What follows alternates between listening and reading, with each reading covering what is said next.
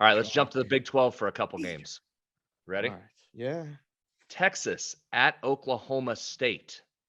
Oh man, this is a This hard game. line this line moved in a hurry. I wish I would have been in line there when Circa dropped the open. Should have had you down there waiting in line at Circa for me to grab Texas -2 because this is on the move fast, which is up to 6, -6 now Yeah. for Texas. I'm staring it on DraftKings 64.5 is the total. So, couple spots here to look at, and I think this is one of those situations where we talk a lot about in college football. Mm-hmm. Oklahoma State off that emotional overtime game against TCU, in which they covered. Thank you. Got an extra point right before kickoff, How about that? +5. Thank you for that. I'll take it. Thanks, Mike Gundy. But they lost the game. The Changes their first Big loss of the 12. season. It does, but I felt like there was some regression coming from Oklahoma State. I was glad to get the win as them as a dog. Now I might be looking against them a little bit here. Their defense just isn't good, Dave. We've No. been talking about the No. flip and identity from them. They've Right. gone from a dominant defense last year to this year. Spencer Sanders is really playing well and leading them offensively. This is a tough bounce back spot. They are at home. It is Texas, which they'll be jacked up for. I get that. But man, they expended a lot of energy in that game last week against TCU, in which they led. They were up early on that game against the Frogs, let it slip away late, couldn't get it done in overtime. Texas, on the other hand, had its flat spot last week against Iowa Boy, oh State, who boy, was a what big was dog. that? Well, here's what that is. That's very easy to break down. That was the easiest play of the week, taking Iowa State with all those points, and here's why. John Heacock, the defensive coordinator for Iowa State, runs a funky defense, a little bit of a 3-3-5 look, but it is really confusing. I've watched pro quarterbacks here at West Virginia go in there and be totally befuddled by where guys are coming from, where the coverage is. You Mm, almost have no chance if you have a young quarterback. Quinn Ewers, very talented, having a great year, but man, that is hard to discern what's happening with that defense when you're mm. playing against a young quarterback. That's a good matchup. Iowa State had won 3 in a row in that series. Probably should have got out of there Saturday with an upset win. It didn't. But there was Texas's little flat spot. They might bounce back here in a big way. Oklahoma State, Dave, bottom 5 in pass defense this year, going against that really good Quinn Ewers, Xavier Worthy, talented receiving core. This to me feels like Texas. Again, wish I would have got the 2.5, but I like Texas in this spot. Go, you Strength of go. Texas's offense is what? Passing or running? Both, because they got Bijan Robinson, one of the best running backs in the country. It's Offensive right. line is questionable, though, at Texas. If there's a weak spot, it's the O line. But if they give Ewers time, he's going to carve up this Oklahoma State defense, and Robinson can run it. Over. This sounds like another over game. Oklahoma State is an over team. If I'm looking, wow, 65 was the opener and it's come down to 64.5. So nobody knows what to do with that thing yet. Initially, the move is a small move under. Okay. One more bit for you. One more bit for you.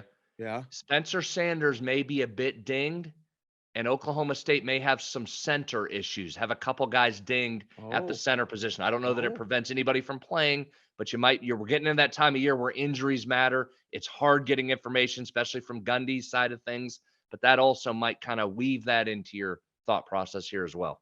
so the number, I'm just looking at the line history, opened a little bit lower. And, if that was probably opener would have been 3, would have been a better number. Maybe anything less than 3 was already gone. And then the initial bets came in on Texas. So now it's up to 6.5. So now it's a price discovery. Looks like we found water.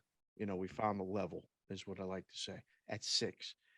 And my guys at Circa are reaching a 6.5 to see if anybody will still lay that, so they know 7's the top. 7 is the top. All right.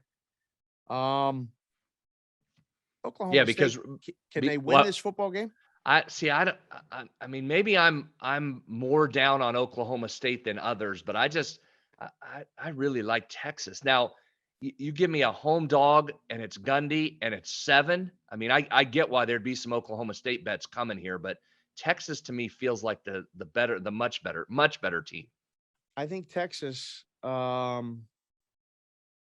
don't know. This feels like over. This feels just looking at it again, and it's Tuesday, and we're just. I mean, this is an early advanced look at these Mhm. games, but this feels like the TCU game over. Back and forth, back and forth, back and forth. I mean, Oklahoma State should have won that game. They were winning late. TCU scored. TCU wins in overtime. I'm not saying this is going to overtime. I just think both teams get in the 30s. The game goes over. But my initial lean is to grab 7 if you can get it with Oklahoma State when it gets there. So take that for what it's worth. But The only thing on the total, I would say this is I feel like Texas is going to score a bunch. Oklahoma State, though, this Texas defense is a lot better than TCU's. I mean, TCU doesn't play defense either.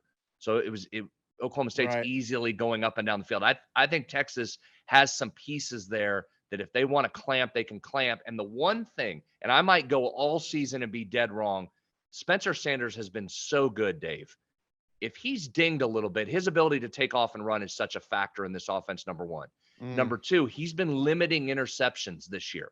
He had problems with that early in his career. He's been very good at limiting them. If you get a pick or two with this very talented defensive backfield of Texas, that changes that in a hurry. I'm just wondering about Oklahoma State's ability to score on this Texas defense to keep up their side of the bargain of getting you into that high 20s or low 30s to make this total work. Is Texas running the table the rest of the season, do you think?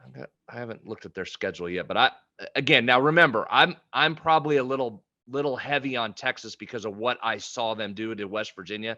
Just absolutely dominant. I mean, when Texas plays, they're right there, Dave. I mean, they're as good as almost anybody in the country. You saw what they did to Alabama. Yeah. Here's who they have left. Couple tough road games back to back. At Oklahoma State, we just talked about. At Kansas State. TCU at home, at Kansas, and Baylor. So some tricky games for Texas there, but could they run the table? Absolutely they could. I think they're really good. Okay. All right. Thank you for watching this video. If you liked it, click on another video right here on the screen. And if you really liked it, consider subscribing below. Thanks for watching. We'll see you again soon.